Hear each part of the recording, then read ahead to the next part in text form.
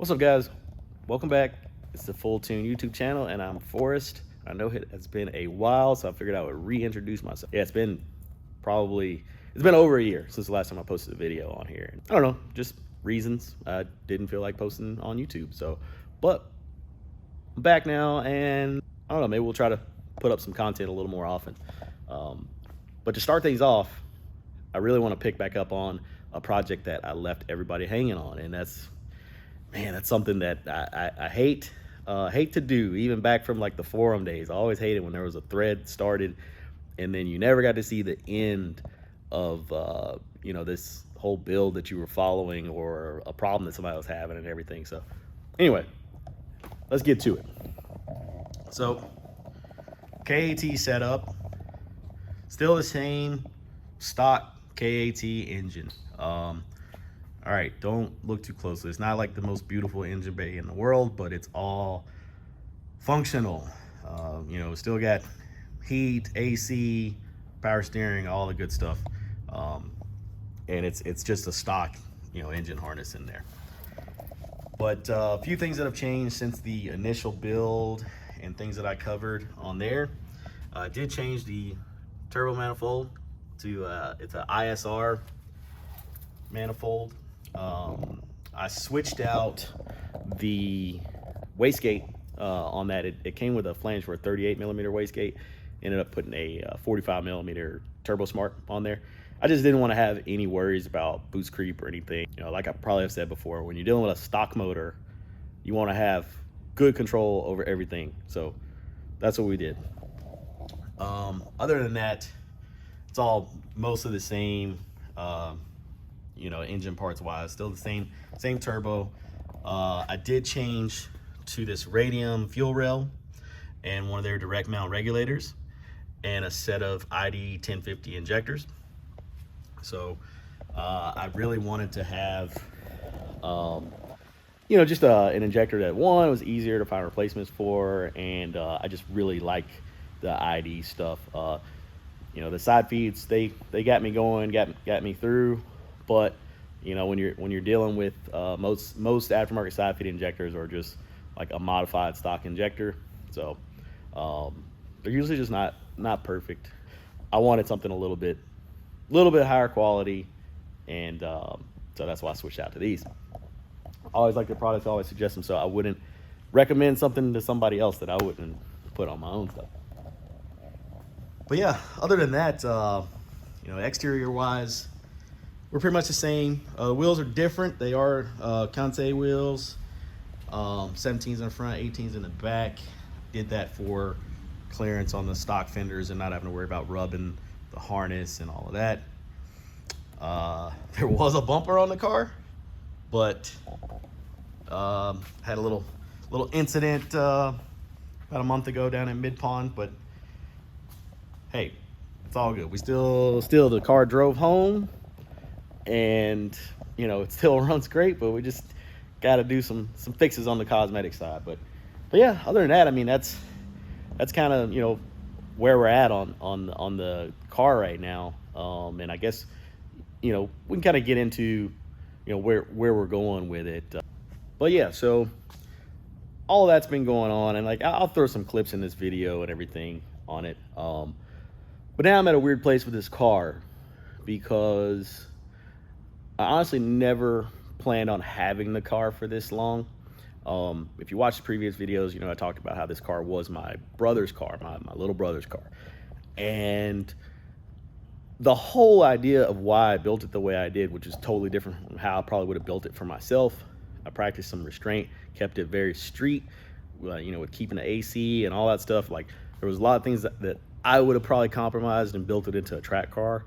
But even though he's a car guy, he's more of a fun street car guy. So I was like, all right, let me not do anything that's gonna make it out of the realm of something that he would want, because the whole plan was that he was gonna buy the car from me at some point.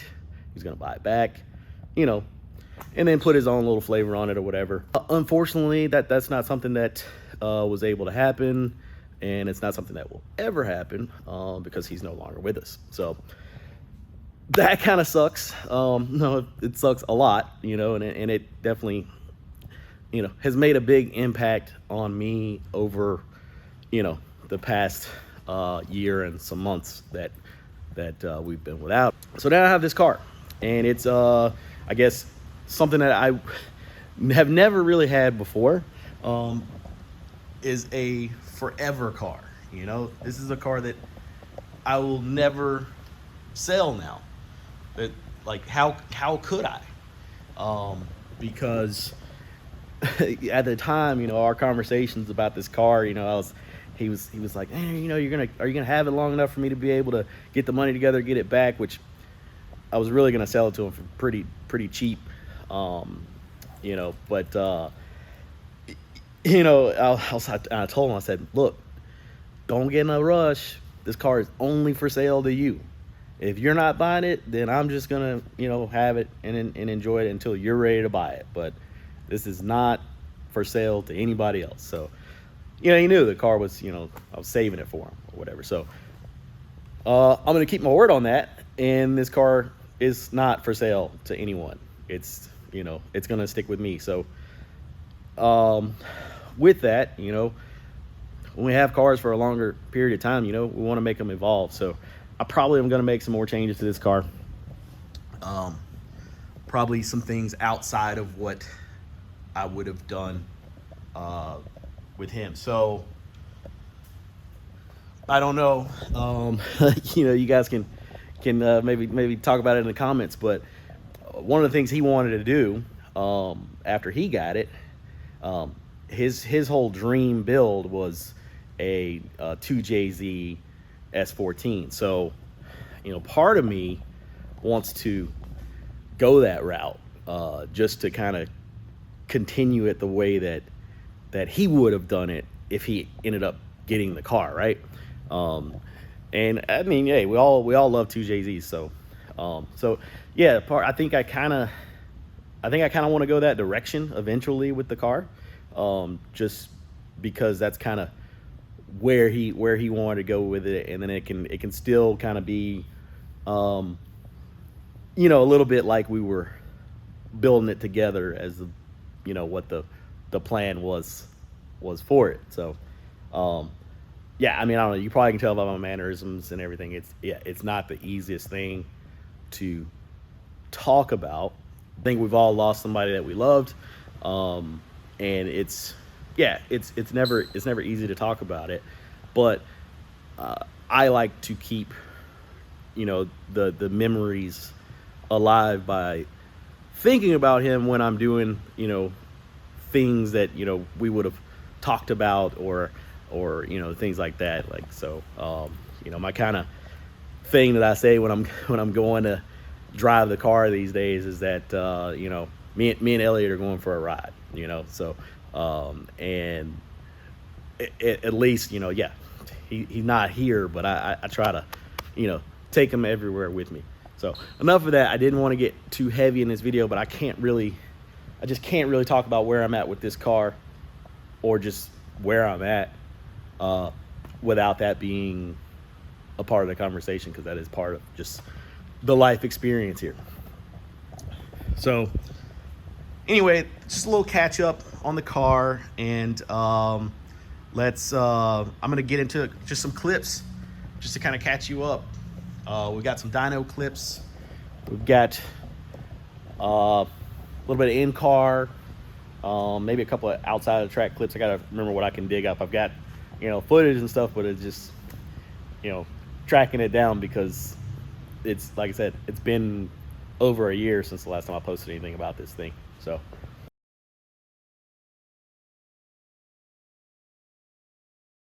today is the day that I know I have been waiting for. I don't know about y'all. I don't know if y'all care that much, but I've been waiting for it. Finally, it is time to put my car on the dyno. So she's sitting there ready to get mounted up.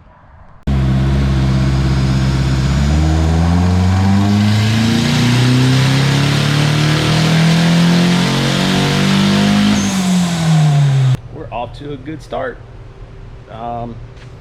I don't know if I'm sold on the way the car sounds yet. It's a little farty with when the wastegate opens, but whatever. It'll probably sound good on track. But so just like 3 pulls, just to trying to get the air fuel dialed in on wastegate pressure, and we're at 250 wheel horsepower and 239 foot-pounds of torque. So horsepower and torque are almost even. It gets lit pretty quickly. It gets in the boost pretty quick. Pretty much everything's kind of working out about how I expected it to and how I planned it to. I was thinking probably 250 easy pump gas.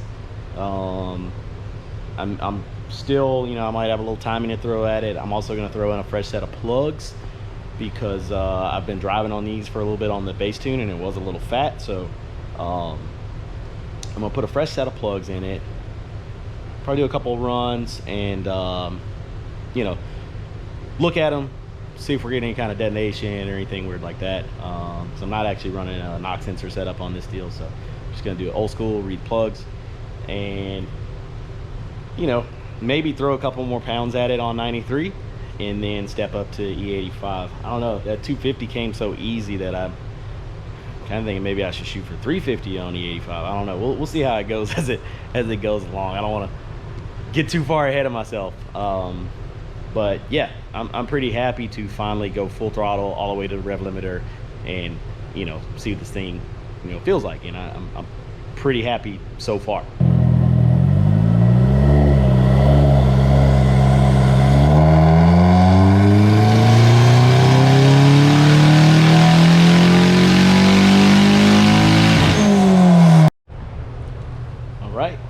Still moving along pretty good.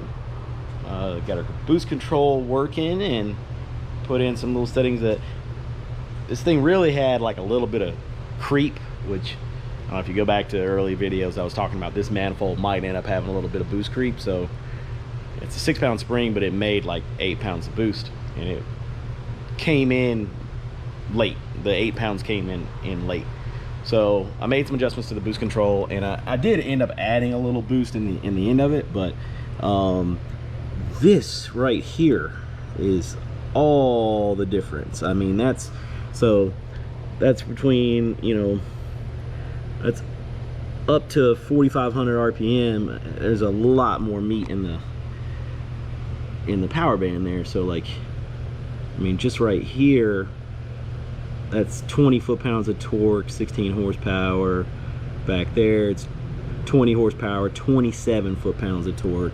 So all of that makes a difference when you're driving and you're want to use your full power band, especially because I plan on drifting the car and street driving it. So it's gonna make it fun driving on the street, just having that little bit of extra power down in the low end. And then on the track, it's going to make it a little more usable because, maybe if I'm in one of those situations where, I need to go to 3rd gear, but the RPMs aren't that high. And 3rd, I should still have some good power. I know that with this transmission, on SRs, that's always kind of a thing when you have a low power car. You just don't really have enough torque in that mid-range usually. So, but this thing is, it's still making 250 foot-pounds of torque right now, but it's making a lot earlier. So I mean, I've got peak torque at 3,700 RPMs, so that's pretty good, and it holds pretty flat for a while. So yeah, now it's time to turn up. I'm gonna turn up just a little bit more on 93, and then switch over fuels and see what it really does.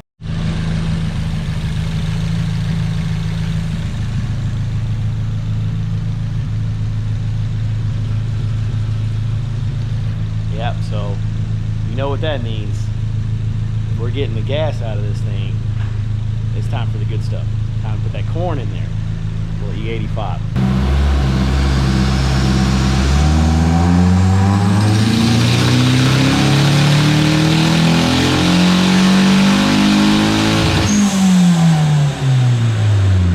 Getting some progress some more. We're on ethanol now.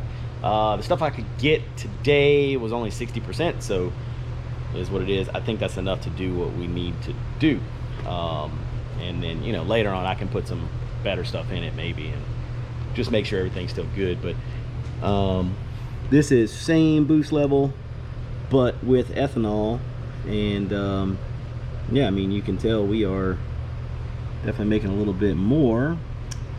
It's about 15 to 20 horsepower gain so far. Same boost level. I added like 2 degrees of timing. It picked up pretty good from that, so I add a little more timing, see if it likes that, and then we'll add some boost and go ahead and get over that 3 number. I know the baby numbers are boring. When your horsepower starts with a 2, it's just a little bit boring. Even with a 3, let's be honest, that can be a little boring too. But I think it'll be fun in this car.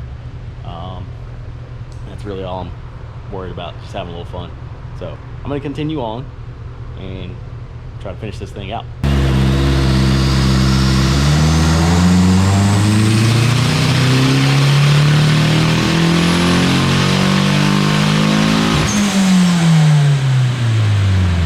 All right, so it looks like we pretty much done on timing at that boost level.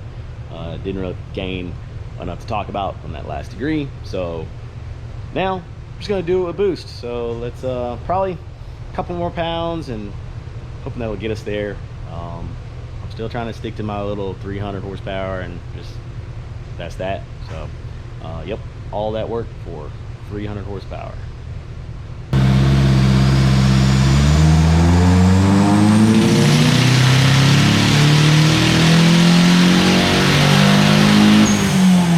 Well, it looks like that's it for this tune on my KAT setup.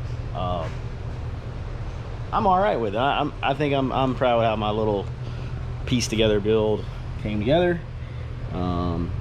That's 93 and E85 overlaid, so we ended up at 314 wheel horsepower and 293 foot-pounds of torque. That's 11.5 pounds of boost on it's about E60, actually just under 60%. So I may turn it up a little more later.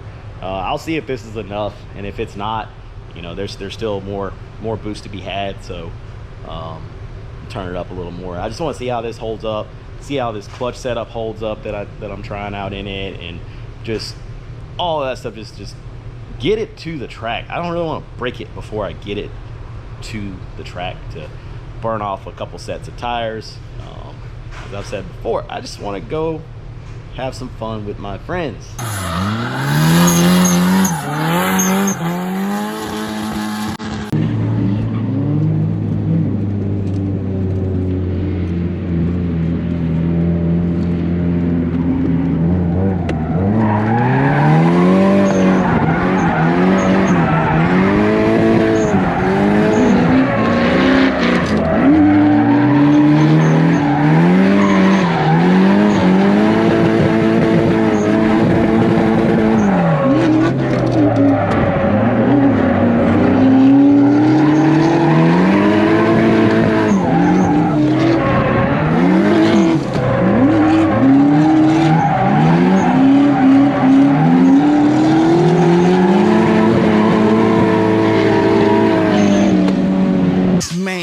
I did it.